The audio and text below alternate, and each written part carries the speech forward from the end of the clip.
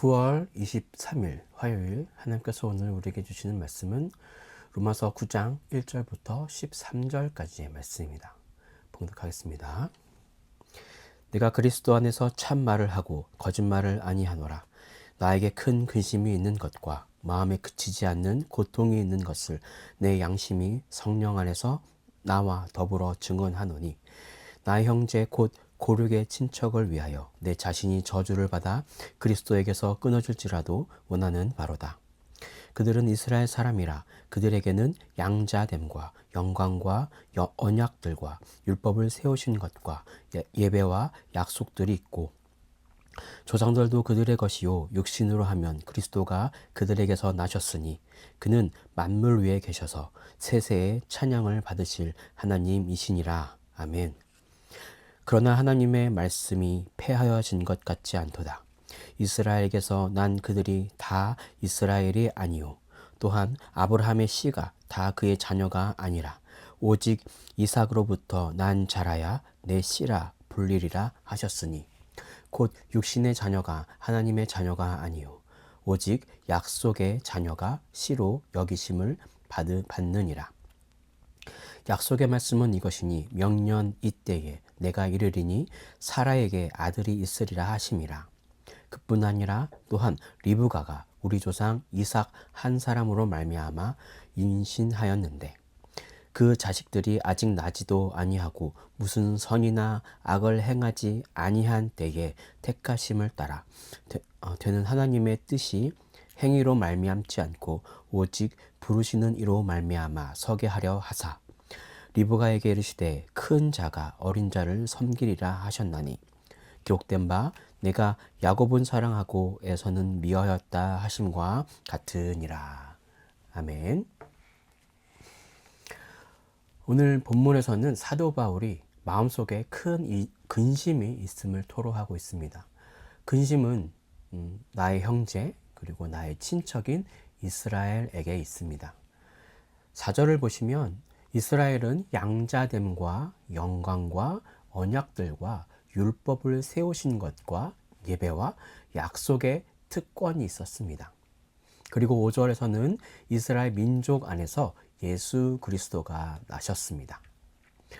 로마의 식민지로부터 고난을 당하고 있는 이 당시 유대인들에게 이렇게 하나님의 약속을 언급하고 있습니다. 6절에서는 하나님의 말씀이 폐하여진 것 같지만 그럼에도 이스라엘 자손이라도 모두가 그 말씀과 약속을 이어받진 않는다고 합니다. 7절에서 창세기 21장 12절 말씀을 인용하여 아브라함의 씨가 다 그의 자녀가 아니라 이삭으로부터 난 자라야 내 씨라 라고 불린다고 오늘 사도 바울이 인용하여 말씀하고 있습니다. 자, 아브라함은 아내의 종이었던 하갈로부터 이스마엘을 낳았고 그 이스마엘의 후손들은 이스라엘의 남쪽 에돔에 거주하므로 아브라함의 씨였지만 에돔 족속으로 율법을 약속받지 않았던 것처럼 아브라함의 믿음의 훈련, 즉 이삭을 모리아산에서 바쳤던 그 믿음의 시험을 통과한 후에 이삭의 후손이 하나님의 자녀라는 것입니다. 자, 그러니 육신으로서 족보 안에 있을 때에 하나님의 자녀가 되는 것이 아니라 오직 약속의 자녀가 씨로 여기심을 받는다는 것입니다. 이삭을 바쳤던 그 아브라함의 믿음처럼 믿음으로 하나님의 약속의 자녀로서 씨를 받게 된다는 말입니다. 바울은 다시 성경 말씀을 언급하며 그 내용을 구체적으로 설명합니다. 창세기 18장을 언급하며 아브라함에게 주신 하나님의 약속을 구체적으로 소개함으로써 하나님의 약속의 신실성과 약속의 자녀에 대한 하나님의 뜻을 깨닫게 됩니다. 그리고 11절을 함께 보시면 함께 읽어보겠습니다. 그 자녀들이 아직 나지도 아니하고 무슨 선이나 악을 행하지 아니할 때 택하심을 따라 되는 하나님의 뜻이 행위로 말미암지 않고 오직 부르시는 이로 말미암아 서게 하려 하사. 아브라함도 하나님의 축복의 말씀이 아브라함의 어떤 행위가 아닌, 그리고 이삭이 태어나고 난 그 이후에 아직 이삭이 어떠한 행동, 어떠한 선한 행동을 보이기 그 이전부터 이미 그 아브라함에게 주셨던 것처럼, 또 리브가에게도 큰 자가 어린 자를 섬기라고 하는 그 말씀이 에서와 야곱이 태어나고 난 그들의 행동, 행위를 보고 약속하신 것이 아니라 리브가의 태중에 있을 때 이미 선택하셔서 말씀해 주신 것처럼 믿음으로 그 약속이 지켜져 왔다는 것입니다. 그러나 선한 일을 많이 한다고 구원받는 좋은 나라가 되는 것이 아니라 우리는 믿음으로 그 나라에 임하게 됨을 알 수 있습니다. 자, 이러한 말씀 속에 오늘 우리에게 주시는 메시지입니다. 첫째, 영적 양자로서 특권을 지킵시다. 오늘 본문 4절과 5절은 이스라엘 사람들이 누렸던 영적 특권을 열거하고 있습니다. 분명 이스라엘 민족은 하나님께서 베푸신 풍성한 특권을 소유했습니다. 그들에게는 양자됨과 영광과 언약들과 율법과 예배와 약속과 믿음의 조상들이 있었습니다. 그리고 결정적으로 그들에게서 인류의 구원주이신 예수 그리스도께서 나셨습니다.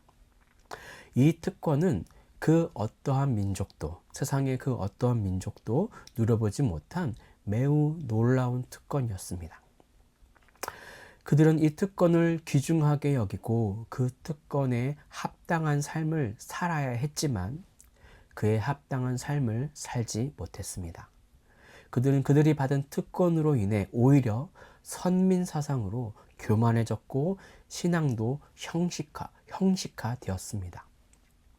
그리고 결정적으로 하나님의 아들이신 예수 그리스도를 십자가에 못 박아 죽이기까지 했습니다. 그 수많았던 유대인 중에 예수님을 따랐던 사람은 극소수였습니다. 이런 특권을 지키지 못한 이들은 2000여 년 동안 나라 없이 방황하다가 지금도 그 약속의 말씀으로 돌아오지 못하고 있습니다. 누구의 잘잘못을 뛰어넘어 지금 중동에서 일어나는 그 모든 전쟁에 이스라엘이 연관되어 있다는 것은 참으로 안타까운 일이겠습니다. 자, 이제 하나님은 이 영적인 특권을 그리스도를 믿는 주의 자녀들에게 주셨습니다. 우리가 이 영적인 특권을 지키지 못하면 요한계시록에서 말씀하신 것처럼, 요한계시록에서 에베소 교회에게 말씀하신 것처럼 그 촛대를 옮기시겠다고 경고하셨습니다. 주님 안에 거하는 우리들은 하나님께 영원한 죄사함을 받은 은혜로 의롭다함을 얻었으며 성령을 받고 그리스도 안에서 영원한 생명과 하늘 기업을 받았습니다. 또한 하나님을 아버지라 부를 수 있는 하나님의 가족이 되었습니다.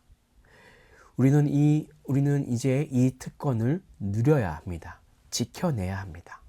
이 특권을 지키려면 그리스도를 높이고 존중해야 합니다. 그리고 우리에게 주신 성도의 의무를 이행해야 합니다. 예수님께서 마태복음 22장에서 말씀하신 것처럼 마음을 다하고 목숨을 다하고 뜻을 다하여 하나님을 사랑하는 것이 첫째 계명이요, 내 이웃을 내 자신같이 사랑하라는 둘째 계명을 말씀하셨는데 우리는 이것을 지켜내야 합니다. 우리는 이렇게 특권을 지켜야 합니다. 이스라엘과 같은 실수를 반복해서는 안 됩니다. 현실과 타협하지 않고 내 삶을 부정적으로 여기지 않고 불평불만하지 않으며 오직 주님만 집중하여 살아가는 삶, 그것이 우리를 주의 자녀로서의 특권을 지키며 살게 할 것을 믿으시고 오늘 주님 안에서 승리하시는 여러분의 삶이 되기를 간절히 바랍니다. 오늘 주시는 두 번째 메시지는 하나님의 약속을 사모하는 자가 큰 자입니다.